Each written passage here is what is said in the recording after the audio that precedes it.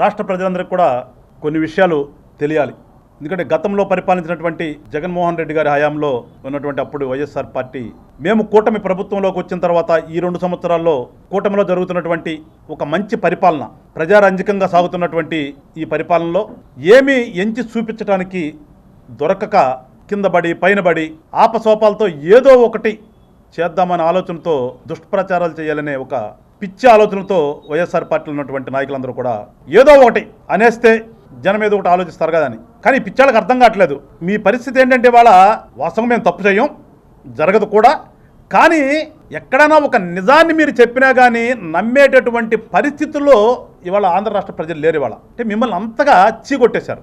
మీరు గత 5 సంవత్సరాలు చేసినటువంటి మీ యొక్క నిర్వాహకం వల్ల, మీరు పంచాయతీరాజ్ వ్యవస్థని నాశనం చేసిన దానివల్ల సిగ్గనిపించట్లా మీకు? మీ ప్రభుత్వ హయాంలో దాదాపు అన్ని సార్ల మెజారిటీ ఏమో 90% మీ సానుభూతి పరులే పంచాయతీరాజులో పంచాయతీ ప్రెసిడెంట్లు.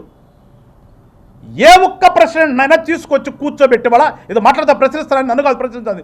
మీ పంచాయతీ ప్రెసిడెంట్లని ఎవరినైనా సరే, అరే జగన్మోహన్ రెడ్డి గారి పరిపాలనలో పంచాయతీల పరిస్థితి ఏంటి, పంచాయతీ ప్రెసిడెంట్ల యొక్క పరిస్థితి ఏంటి, ఎట్లా ఉన్నాయి, పంచాయతీల అభివృద్ధి జరిగిందా అని ఉండని ఒక నడుగు నువ్వు ప్రశ్న.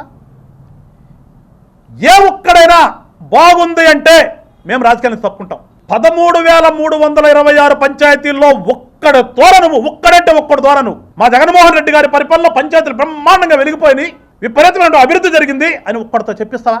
ఒక్కడంటే ఒక్కడితో నేను ఛాలెంజ్ చేస్తున్నా. నువ్వే చెప్తున్నావు ఛాలెంజ్ చేస్తాను, ప్రశ్నలు వేస్తానని.